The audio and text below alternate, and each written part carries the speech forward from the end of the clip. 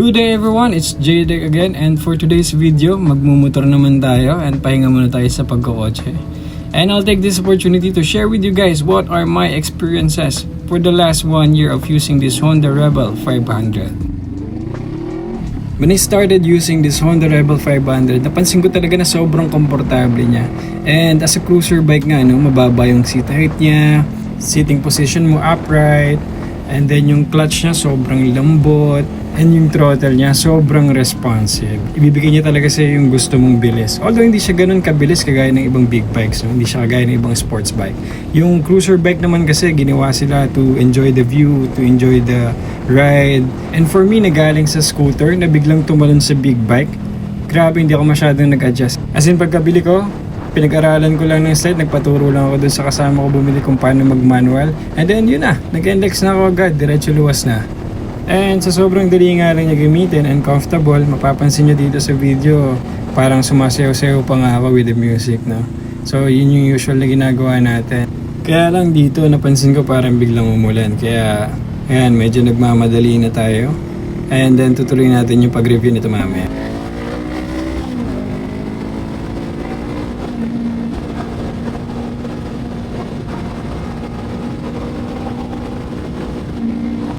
Kaya yun, since nabutan na lang din tayo ng ulan, sabi nga nila, kung di mo kayang sumilong, enjoyin mo na lang yung ulan. So ito, nag-enjoy tayo. Medyo basa-basa lang talaga tayo sa part na to. And yun, mabagal na tayo magpatakbo as for safety lang naman, di ba? Pero kahit anong komportable ng bike mo, basa-basa ang daan, dahan-dahan ka na lang. Kasi hindi natin masasabi kung anong pwede mangyari. So dito sa part na to, naisipan ko na sumilong muna at magpatila. Papagas din muna tayo. And then uwi tayo mamaya para magpahinga dahil galing tayo sa duty. Matutulog tayo and then later on kapag mas maganda yung araw, pwede na siguro tayo mag-shoot ulit. Isa pang maganda dito sa Rebel 500 is yung fuel economy niya. Yung fuel consumption niya mga around 25 to 30 kilometers per liter ito. And then mixed city and highway driving na yun. So dito pala gumagamit tayo ng sidebox, especially kapag nagbabiyahe tayo papuntang probinsya, para yung mga gamit natin hindi nababasa and hindi rin masakit sa likod kapag naka-backpack ka. Okay, so mabuti umaraw, pwede na tayo mag-continue ng pag-review dito sa ating Honda Rebel 500. And again, if you are looking for a beginner-friendly cruiser bike, especially premium bikes pa to ng Honda, no, you can never go wrong with Honda Rebel 500. Although it's 500 on paper, but it's powered by a 471cc liquid-cooled parallel twin engine, and it produces around 46 horsepower and 43 Newton meters of torque. So, it's not the fastest bike in the class, pero it delivers the power that's smooth, predictable, and confidence-inspiring. Siyempre, comfortable din to gamitin talaga eh. And also, this is a 6-speed manual transmission with clutch assist or sleeper clutch that gives a lighter clutch feel, sabi nga natin kanina, with smoother downshifts. Lipat lang ako ng pwesto kasi baka masagasaan ako.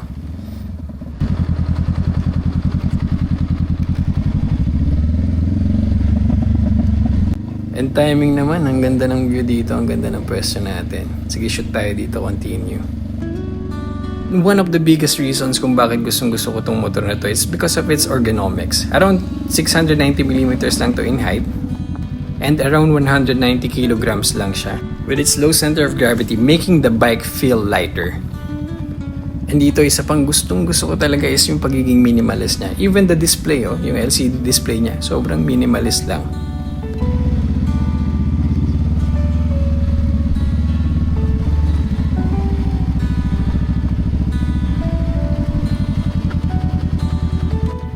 I know hindi siya off-road bike pero bagay na bagay siya dito sa view na to. Ang lakas maka-retro vibes eh.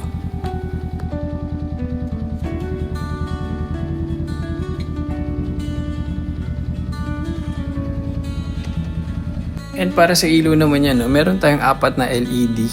2 for high beam and 2 for low beam. Dagdag ko na lang dito yung mga aftermarket body kits niya, making it more a little aggressive than the other Rebel 500.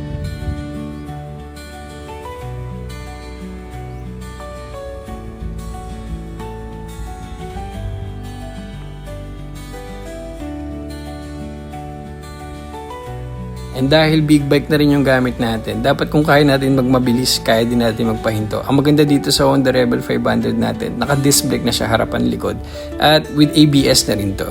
And nagpalit na rin tayo ng exhaust, twin tip Orion ang gamit natin.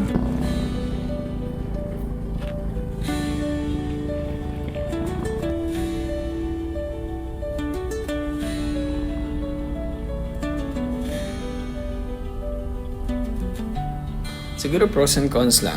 So yung Honda Rebel 500 natin, beginner friendly siya. Reliable, fuel efficient. Seat height niya, madali natin mabuild yung confidence natin dahil mababa. Syempre with style to, no? Talagang head turner din to pag dumadaan ka. And versatile siya. Pwede mo siyang i-city drive. Tapos kung gusto mo mag-weekend adventures or weekend rides, maganda rin din siya. Sumilip lang yung basura dito, no? Nasama lang sa video.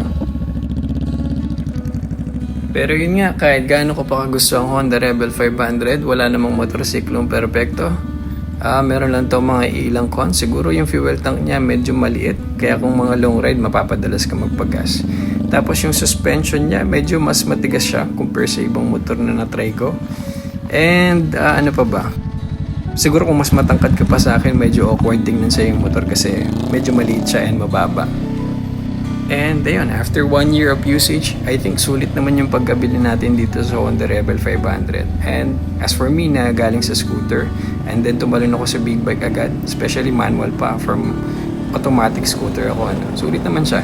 And bagay lang sa akin kasi hindi naman ako mahilig magmabilis. And ayun, mas mabilis ako nakaka-uwi ng probinsya, especially kapag nag-duty tayo or kapag ma-traffic, hindi tayo makapag-kotse. Ang problem lang talaga natin dito is pag umuulan. And bago tayo lumuwas ulit dahil maganda naman yung araw, pwede siguro tayong dumaan muna sa friends natin para makamusta. So yun, enjoy na lang natin guys.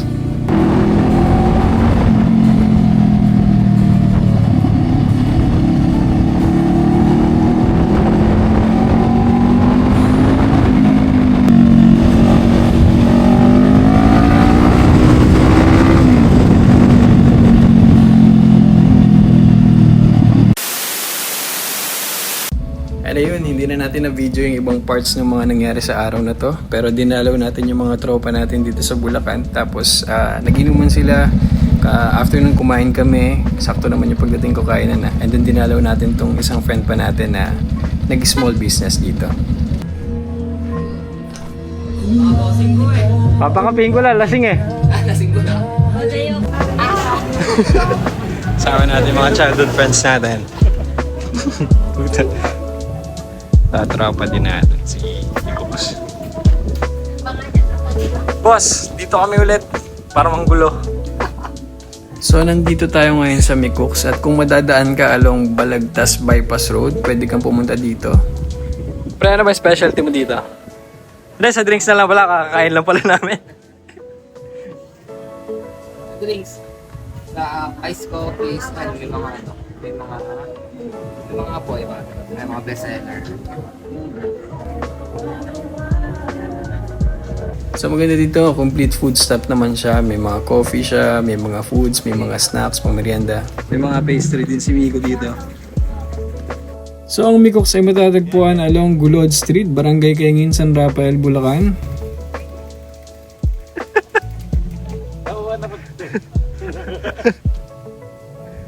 Ayan, ito si Miko Salas, ang ating tropa na owner ng Micooks.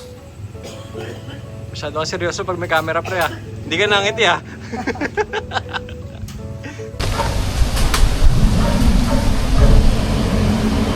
Parang babagyuhin pa tayo pero gamit natin ngayon yung Honda Rebel natin. Laseng. Tropa natin si JB. Saan ba ako dyan? Oh pre.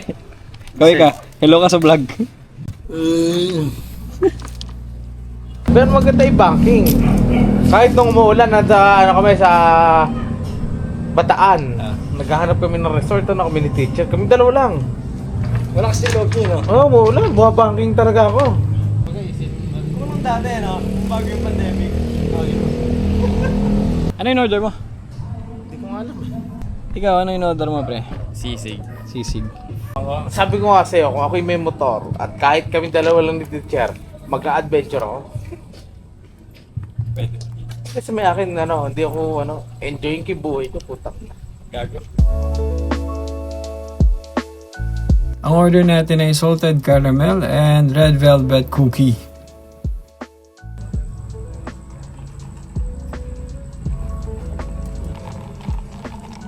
Hintay mo lang. Pasigat ka mo. Dito catch-up lang kami na makaganap sa buhay. Sobrang saglit lang ng time natin nag-stay lagi dito sa Bulacan, pero importante nakakapag-catch up tayo sa mga friends natin.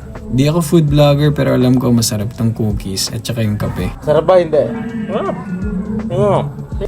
Tama. Nagtira ka dahil hindi masarap.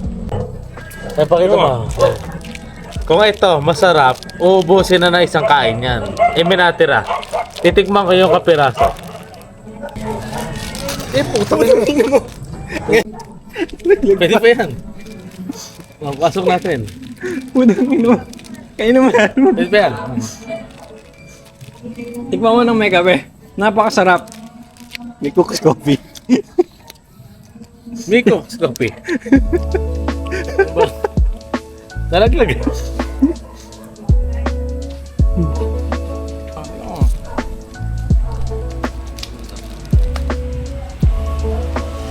Diba sarap? Ayun na, smell pa.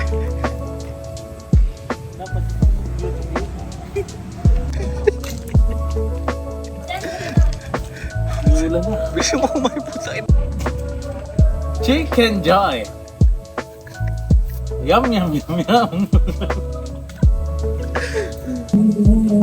Tikiting tayo ng chicken kay Gayo.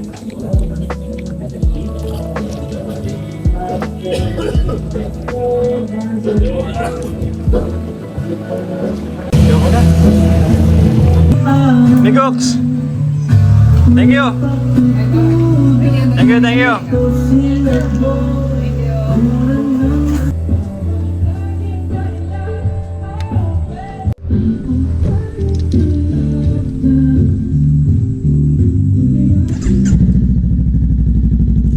Alright, so dito, uwi na tayo. Prep lang tayo po eh. And yan, universal honk sign. Pagbati mula sa mga motorista.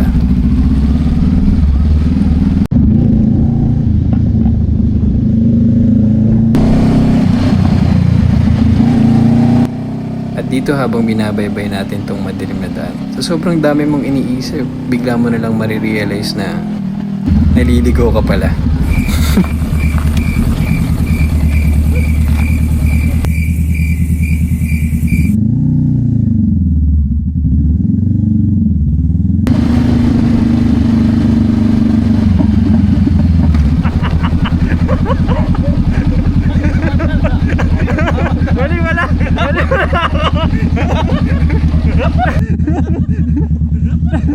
Putang ina.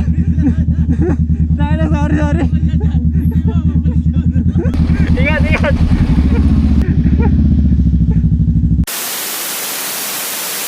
At dito natapos na naman ng isa pang araw. Salamat kung umabot ka sa part ng video na to. Pauwi na tayo.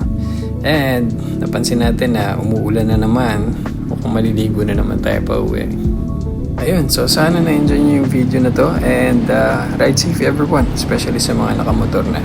At mga nagpaplanong magmotor, ano pang hinihintay mo? Mag-Rebel 500 ka na. At sabay-sabay tayong maligo sa ulan.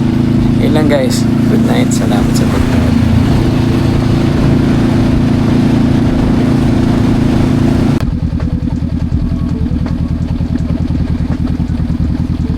Medyo malakas pa.